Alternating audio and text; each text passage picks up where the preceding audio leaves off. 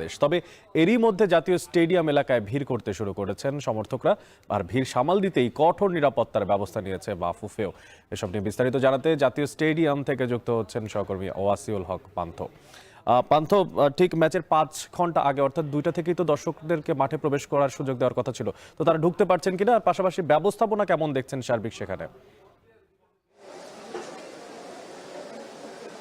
অনেক আজকে কিন্তু দুপুর দুটোয় গতকাল জানিয়ে দেওয়া হয়েছিল বাফুফের বরাত দিয়ে যে দুপুর দুটোয় কিন্তু গেট খোলা হবে দর্শকদের জন্য, কিন্তু সেখানে কিন্তু প্রায় 45 মিনিট দেরিতে দর্শকরা সুযোগ পান মাঠে প্রবেশের। যদিও ইতোমধ্যেই প্রায় 80% দর্শক কিন্তু মাঠে প্রবেশ করেছেন এবং নিরাপত্তা ব্যবস্থার কথা যেটি বললেন, আজকে কিন্তু বাড়তি নিরাপত্তা ব্যবস্থাপনা করা হয়েছে গত যে ম্যাচ সেই ম্যাচ থেকে শিক্ষা নিয়ে।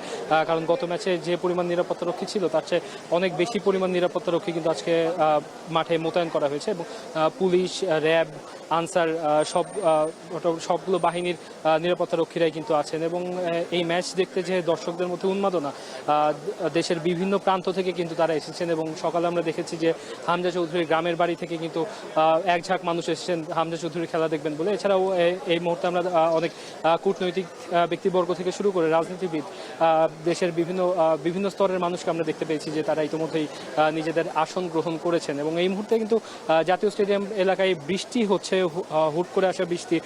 এটি কিছুটা যে তাপাদাহ ছিল সেখানে কিন্তু যে দর্শকরা এসেছেন এবং তারা অনেকক্ষণ অপেক্ষা করেছেন গেটের বাইরে, তাদের জন্য বেশ স্বস্তিকর বলতেই হয়। এবং আমরা কিছু সময় পূর্বে দেখেছি যে বাংলাদেশ নারী দলের ফুটবলার সহ বাফুফে একাডেমির যে খুদে ফুটবলাররা রয়েছেন তারা সকলেই কিন্তু প্রবেশ করেছেন আজকে ম্যাচ উপভোগ করার জন্য।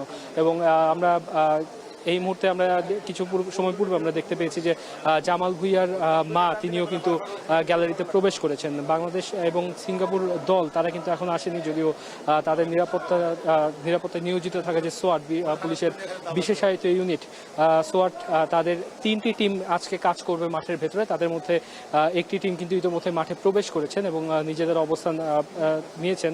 এবং একই সাথে যে বম ডিসপোজাল ইউনিট আছে সেই বম ডিসপোজাল ইউনিটের সদস্যরাও কিন্তু সক্রিয় ভূমিকা করেছেন এবং তারাও নিজেদের অবস্থান নিয়েছেন। এবং যে দুটি দল রয়েছে দুটি দলের সাথে কিন্তু সোয়াটের বাকি যে দুটি টিম তারা কিন্তু আসবে। এছাড়াও স্টেডিয়াম এলাকায় পর্যাপ্ত পরিমাণ পুলিশ মোতায়েন করা হয়েছে। এবং আজকে কিন্তু আমরা যা দেখেছি যে টিকিট নিয়ে খুব বেশি ঝক্কি পোহাতে হয়নি, কারণ আজকের যে নতুন নিয়ম ছিল যে প্রথমে টিকিট স্ক্যান করবার পরে প্রত্যেক দর্শককে হাতে কিন্তু একটি রিস্ট ব্যান্ড পরিয়ে দেওয়া হয়েছে, যেন স্টেডিয়াম প্রাঙ্গণে যখন প্রবেশ করবে দর্শকরা তাদেরকে যেন চিনতে সুবিধা হয় যে তারা টিকিট করেই মাঠে স্টেডিয়াম প্রাঙ্গণে ঢুকেছেন। তো আমরা এই মুহূর্তে ম্যাচ শুরু হতে আর খুব বেশি সময় বাকি নেই, আর 3 ঘন্টার অপেক্ষা। এরপরে কিন্তু এএফসি এশিয়ান কাপ বাছাইয়ের যে যেই ম্যাচ নিয়ে এত উন্মাদনা সেটি শুরু হবে এবং কিছু সময়ের মধ্যে কিন্তু দুটি দল এসে স্টেডিয়ামে পৌঁছাবে। তো এই মুহূর্তে জাতীয় স্টেডিয়াম থেকে এই ছিল আমার কাছে সবশেষ। অনেক জাতীয় স্টেডিয়ামের বাইরে ভিড় করছেন সমর্থকেরা বাংলাদেশ সিঙ্গাপুর ম্যাচ দেখার জন্য, সে বিষয়ে সবশেষ খোঁজখবর রাখছিলেন সহকর্মী ওয়াসিউল হক পান্থ।